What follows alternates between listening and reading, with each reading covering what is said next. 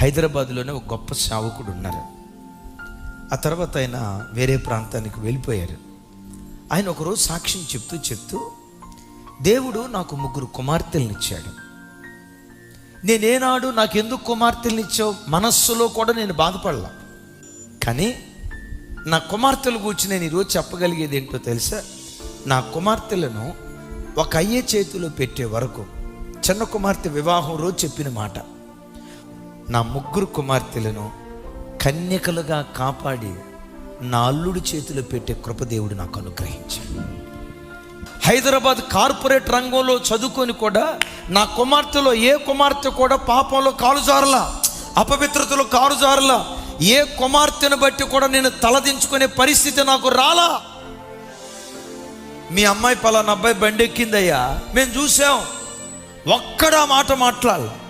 మీ అమ్మాయి పలానా గల్లీలో పలానా సందు దగ్గర పలానా అబ్బాయితో మాట్లాడటం మేము చూసాం, ఆ శబ్దం నేను వినలా. మీ అమ్మాయి పలానా అబ్బాయితో చాటింగ్ చేసిందట, ఈ మాట నా చెవులతో వినలా. ఒక అయ్య చేతిలో పెట్టే వరకు నా కుమార్తెలను కన్యకలుగా కాపాడా. ఇలా కన్యకలుగా కాపాడటానికి కారణం ఏంటో తెలుసా? ప్రతిరోజు ప్రొద్దున్నే లేవటంతో నా 3 కుమార్తెల కోసం కనీసం 1 గంట ప్రార్థన చేశాను. ప్రార్థన అయిపోయిందా, కాలకృత్యాలు మా పనుల్లోకి వెళ్ళేవాళ్ళు.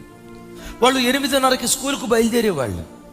ఒక్కొక్క బిడ్డను దగ్గరకు తీసుకుని కొబ్బరిని తీసుకొని నుదుటి మీద సిలువు గుర్తు వేసి, దేవా నా యవ్వన ఆడపిల్లల మీద దుష్టుడు కన్ను పడకూడదు, నా కుమార్తెలను ఎవడు అపవిత్రమైన ఆలోచనతో నా బిడ్డల వైపు చూడకూడదు, నా కుమార్తెలను చూడటంతో ఎదుటివాడి హృదయంలో ఒక పవిత్రమైన భావన పుట్టాలి.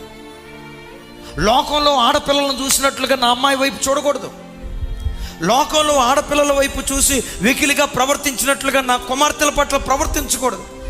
ఏ దుష్టుడి కన్ను నా కుమార్తెల మీద పడకుండా నా కుమార్తెల చుట్టూతా మీ రక్తపు కంచె వేయని ప్రతిరోజు కాలేజీకి వెళ్ళేటప్పుడు, స్కూల్కి వెళ్ళేటప్పుడు నా బిడ్డల నుదుటి మీద సిలువు గుర్తేసి ప్రార్థన చేసి పంపించేవాడిని. ఆ ప్రార్థనే నా పిల్లల చుట్టూతా కంచెగా మారిపోయింది. మిమ్మల్ని అడుగుతా, నా పిల్లలని రోజుకొచ్చి 10 గంటలు డ్యూటీ చేస్తున్నావు. 10 గంటలు డ్యూటీ చేసే నీ బ్రతుకులో కనీసం 1 గంటైనా నీ పిల్లల కొరకు ప్రార్థన చేయగలుగుతున్నావా? దేవుడు నీకు ఇచ్చిన పిల్లల కోసం కనీసం ఒక్కొక్క బిడ్డ కోసం 1 అర్ధగంట, 1 గంట ప్రార్థించే. ఎందుకో తెలుసా? ఆ ప్రార్థన మీ పిల్లల చుట్టూత కంచెగా మారిపోతుంది.